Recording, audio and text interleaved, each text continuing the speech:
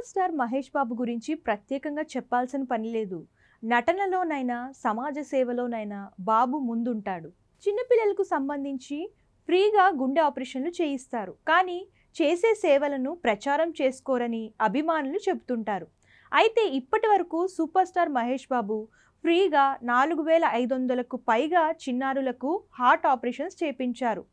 నిన్నటి వరకు 4500 పైగా ఆపరేషన్స్ జరిగినట్లు విజయవాడ ఆంధ్ర హాస్పిటల్స్ ప్రకటించాయి. ఈ మేరకు ఏర్పాటు చేసిన కార్యక్రమంలో మహేష్ బాబు భార్య నటి నమ్రత శిరోద్కర్ వేడుకలకు హాజరయ్యారు.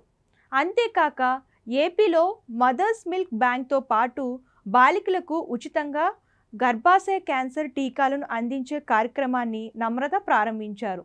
అందులో ఆమె మహేష్ బాబు ఫౌండేషన్ పిల్లల హార్ట్ ఆపరేషన్లు కొనసాగిస్తుందని తెలిపారు.